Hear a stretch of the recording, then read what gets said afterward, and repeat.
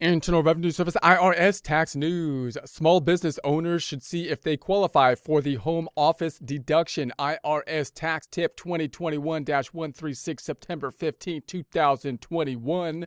Many Americans have been working from home due to the pandemic, but only certain people will qualify to claim the home office deduction.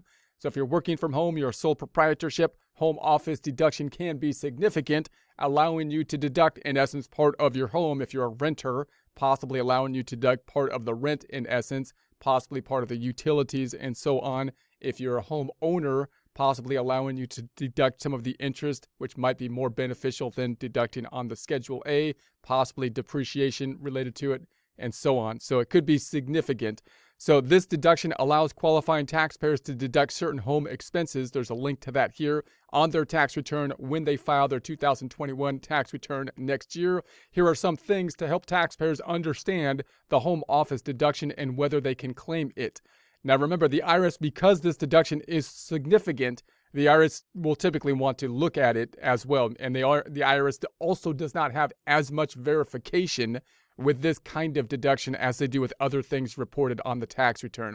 In other words, when you deduct like your mortgage interest, the IRS has documentation that can basically support that. Your W-2s, your 1099s can help them support your income. When you get to deductions that can be kind of significant, but which you don't have the documentation that's quite as right there, the IRS doesn't have them, then you would think that the IRS might be more likely to scrutinize them, and there's going to be areas that you want to make sure that you have your records set up so that if the IRS was to come back and question you about it, possibly within the next 3 years, when you're not really thinking about it anymore, you could pull up your records and say, hey, yeah, this is what I did and why I did it. So employees are not eligible to claim the home office deduction. So if you're an employee working from home, then you're out of luck in that case. So possibly talk to your employer, have them give you suitable compensation for your homework or something like that. So the home office deduction reported on Form 8829, there's a link to that here, is available in both homeowners and renters. So whether you rent your home or you own your home, there might be different components of how the deduction will work, but it's available whether you rent or own. There are certain expense taxpayers can deduct. They include mortgage interest, insurance, utilities, repairs, maintenance, depreciation, and rent.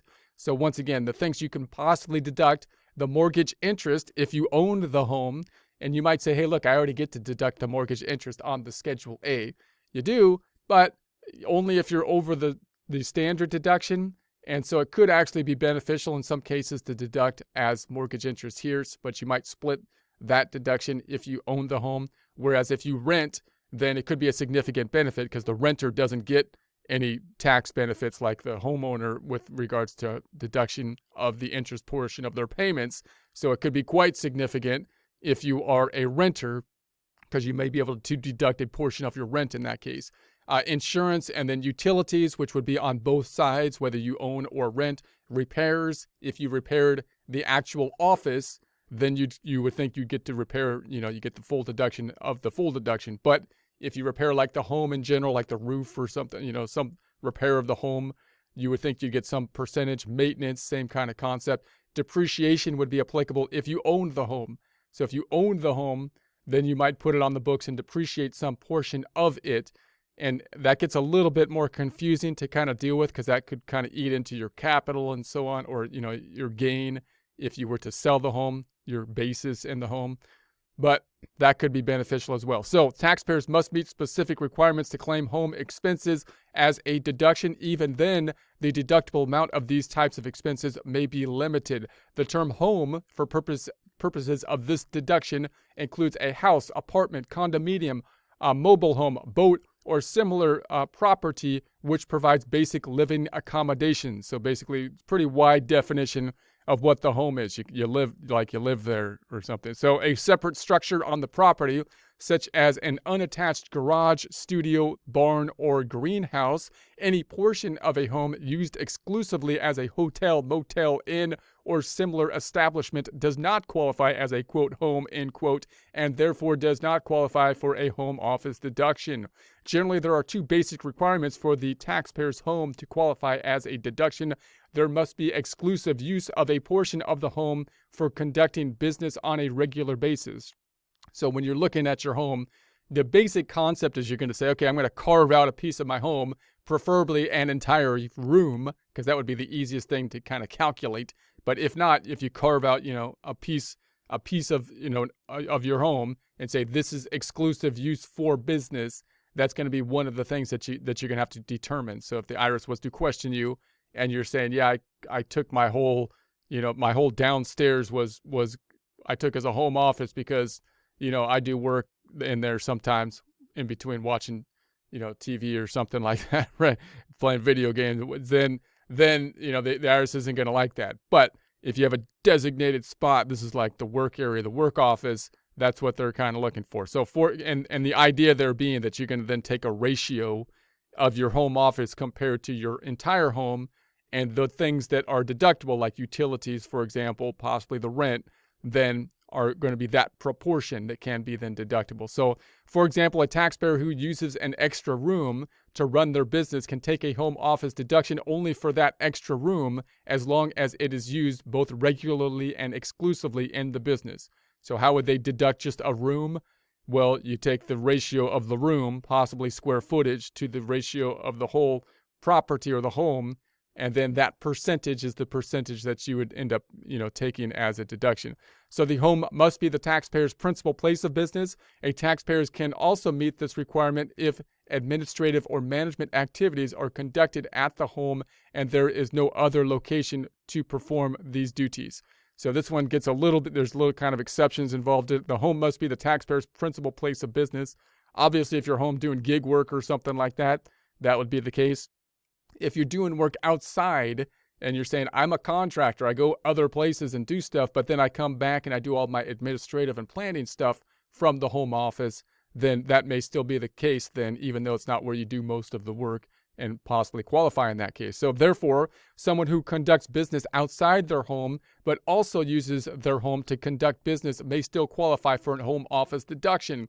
A portion of a home that is used exclusively for conducting business on a regular basis, but not used as a principal place of business, will qualify for a home office deduction if either patients, clients, or customers meet in their home, or there is a separate structure that is used exclusively for conducting business on a regular basis. Taxpayers who qualify may choose one of two methods to calculate their home office expense deduction using the simplified method, consisting of a rate of $5 per square foot for business use of the home, which is limited to a maximum size of 300 square feet and a maximum deduction of $1,500.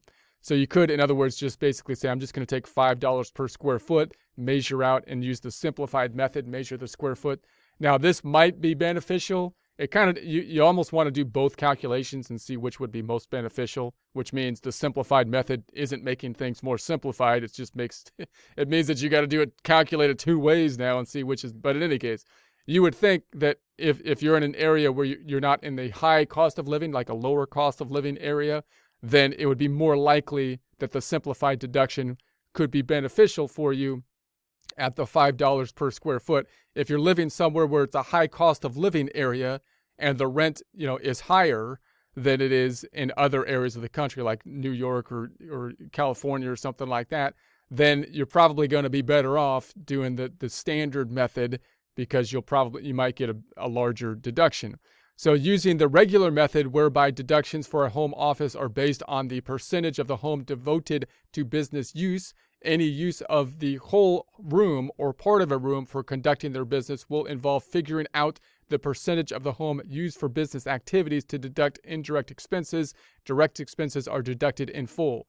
So in that case, you'd say, okay, I'm going to figure out possibly on a square basis footage, the square basis footage of the home, of the business, where I do my business, the business office, and then the whole home. And then you could take a ratio of the two, and you could see how that ratio percentage can then be applied to the indirect expenses, which would be things like the utilities and so on.